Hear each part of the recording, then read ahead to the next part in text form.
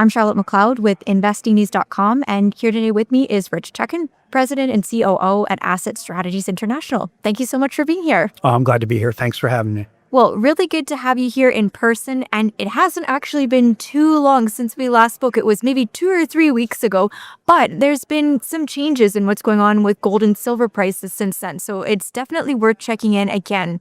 As we were saying before we turned the camera on, we're at the New Orleans Investment Conference, and really the main or a key topic of discussion is what's going on with gold and silver prices. They ran up. We're in this pullback right now.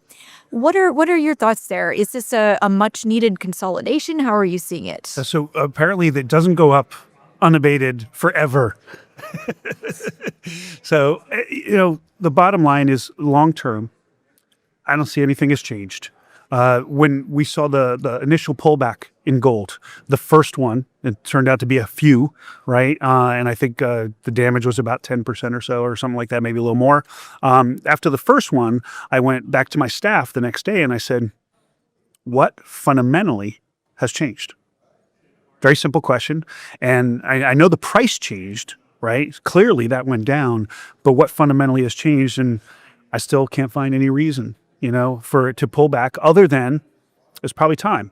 We had a little over 10% pullback and, put it in perspective, gold was moving up like 10% a week for how long, right? We had 10% pullback. That being said, maybe it's not enough. We could see more, but the big question on everybody's mind is this the end? Is the beginning of the end? Is this the end? And I don't see how that's possible. There are a bunch of different signs we look at for the end of a bull market, and none of them are firing. So I just think the price changed. I think it's a healthy, very healthy consolidation, and it's a dip, not an end to a bull market, which means it should be embraced, not feared, right? Well, and maybe say a little bit more about how this could go moving forward. So you said we could see it pull back further. I think a question on that's one question people are thinking of. And also, how long would this last? How much time do we perhaps have before it starts to go up again? It's only going to last until it's done. No, is that vague enough and nebulous enough? No, it's going to last as long as it needs to. I mean, I think, again, it can go deeper. I would not be surprised to see it pull further back from here. But it really comes into how people interpret that, right? If they're scared now and they get more scared, it could go pretty deep, right? Because then you'll have selling off out of fear. I think it's a huge mistake, mind you, but it could go a little deeper. I've heard, dropping down to $3,700 for gold, which, albeit significant, is, still really nothing in the big picture. Well, how quickly it turns around, I really don't know, Charlotte. I mean, if I did, I'd have retired long ago. But I don't see any reason for gold not to move higher. So I would expect the turnaround should be fairly quick. I would say by the end of the year, January, February timeframe, whatever, we should clearly be well on our way back up. But I don't know, and it doesn't matter. It is kind of my point. Again, the indicators I look for, you've heard them before. I look for sentiment. Uber drivers aren't giving me tips, right? I look for geopolitical peace, stability. It's not happening. In fact, we're going the other direction. We're testing nuclear weapons now, just so everybody can. You look at social unrest. It's not just in the U.S., it's everywhere, and it's not settling down. Interest rates are low and going lower. We just got another cut and notification of the end of quantitative tightening, basically, in his remarks afterward from Jerome Powell. The dollar, a little bit strength. But it's still not over 100, and it was 116 not very long ago. So clearly a weak dollar, and I don't think we're done weakening. You've got a gold-silver ratio that hasn't even started. The bull market is still at 83. A Dow gold ratio at 11.9 or 11.5. That ought to get to 5 when this is all said and done. I look for a price bare minimum of about $5,700, and I said that $38 to $5,700. I think actually that's a low figure, and I think 10 years for this bull market is low, because I fully believe that the central banks for 3.5 to 4 years have given us a head start on the gold price for this bull market. So none of these factors that would suggest an end to the bull market are firing. And my big one is Congress balancing budgets. No. So they're continuing to overspend. That means they've got to bridge the gap because they're not going to default on the reserve currency. They got to bridge the gap with monetary expansion. Already showed an end to QT, and that means that everything is going to cost more. It's not changing. So a little pause. Take advantage of it if you can. Ride it out if you can't. I like those different signs that we would be at the end. I know we've been through them before, but I think it's really helpful to remind people of so they can look at those and feel reassured. Maybe a better question while we're in this pullback for gold could be for this next leg higher that could maybe be quite close. What might be the trigger there? And I imagine you could pull out any one of the factors that you've been mentioning as price drivers for gold. But what are you thinking? There's no question. I still think, and we've talked about this before, I still think that commercial lending could be an issue that sets everything, a mess, for lack of a better word. I mean, that's an issue. Continuing to see countries pull away from the treasury window. We're stacking up debt, and if we have the world stop buying our debt, that could be a real problem. A pullback in the stock market, as always, could trigger fear and concerns. Now, if that happens, be careful, because if you see a precipitous fall in the stock market, don't be surprised, expect to see gold and silver sell off too right away.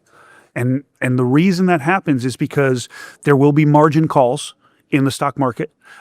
People are going to go where they have liquidity, which means selling gold and silver to meet margin calls.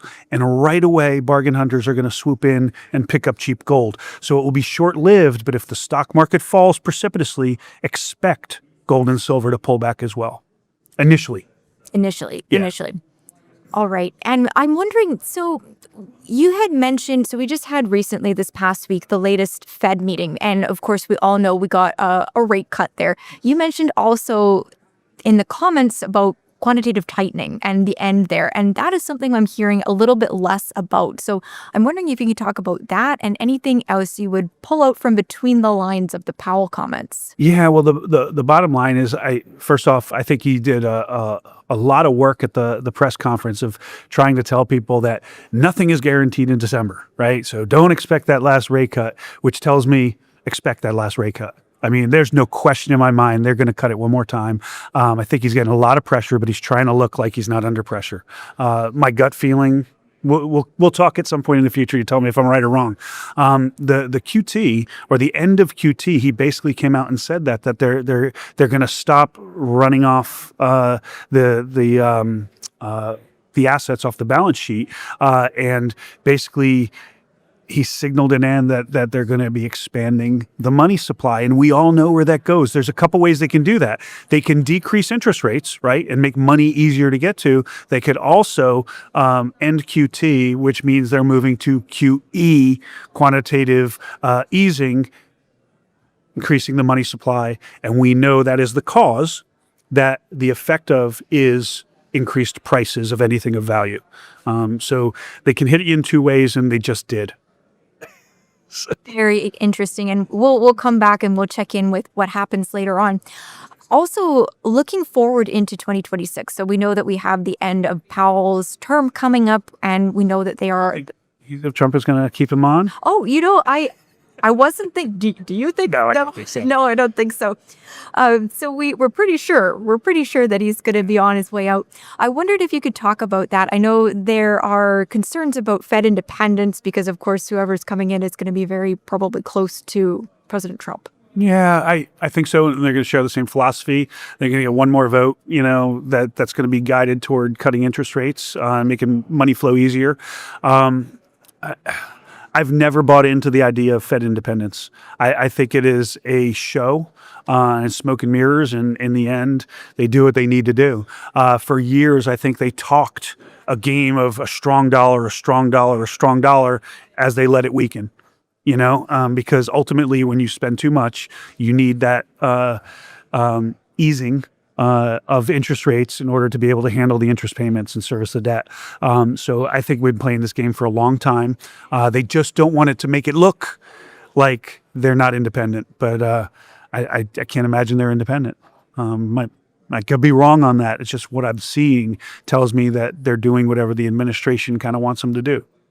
Well, and I'm wondering about the consequences for inflation, which has not reached the 2% target. That seems to be out the window. Rates are already coming down. We see them, or we expect them to come down further under this new potential Fed chair. How out of control could it get there?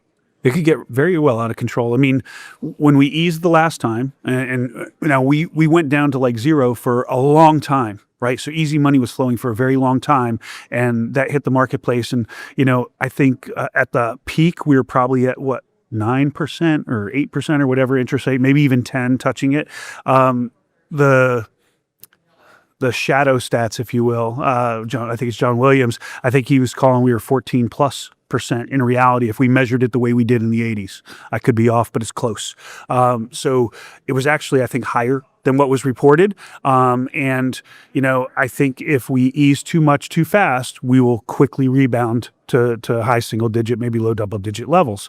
So that is very possible. Now they're coming in and they're saying we don't have a choice. We have to do this because we're trying to balance labor and interest rate or inflation.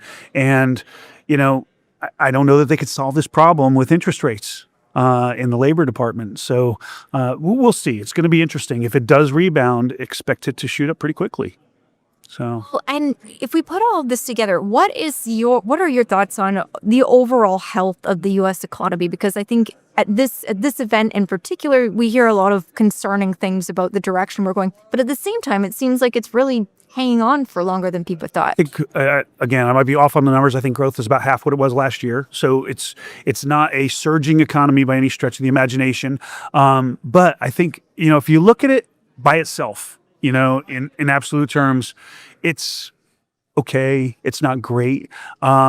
If you look at it versus other economies, I think we're doing just fine. Relatively, it's doing fine.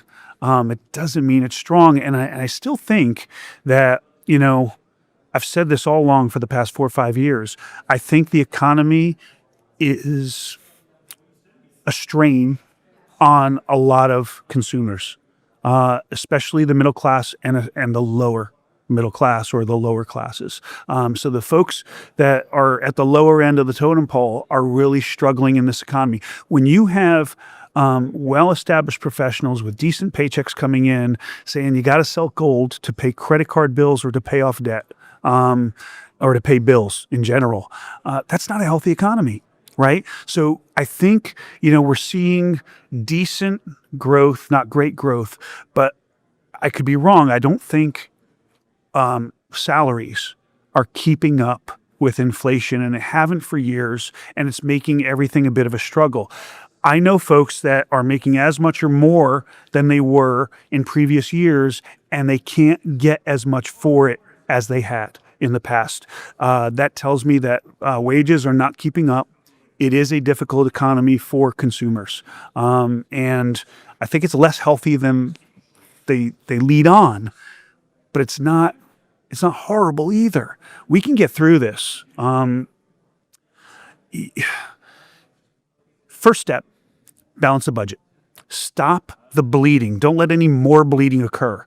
And then you're not going to be able to cut the budget enough to make up for $38 trillion in debt. But if you can ease regulations, if you can enhance business growth through a number of different ways, and you bring on some new entities like AI and other things, you could juice growth to the point where you increase revenues and you can bring down that debt. I don't think debt at $38 trillion is the end. I don't think it's unfixable, but we really ought to get started.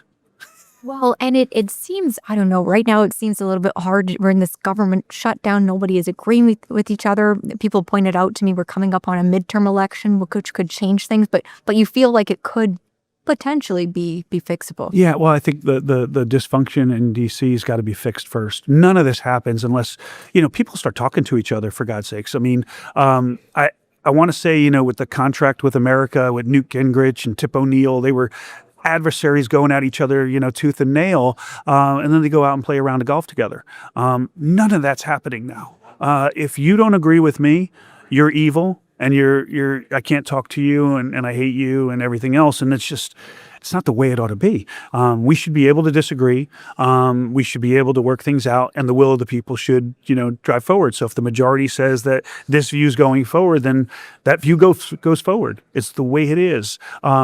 We've got to fix that dysfunction before we can fix any problems. I really think that's a major issue. All right. So we've got concerns about the economy for sure. Also concerns here about a stock market correction. And I think we can relate this back to, I believe, a slide that you used in your presentation here today, which is looking at gold versus various of the stock market indexes since the start of the millennium.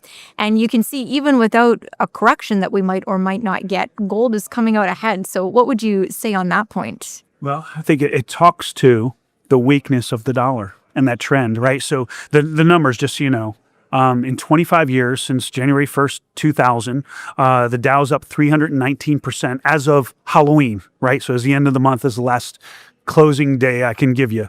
The S&P 500 is up 370%. The NASDAQ is up 474%. Now, none of that is bad. It's not terrible returns over a 25-year period. Silver is up 812%, okay? Almost double some of these other indices.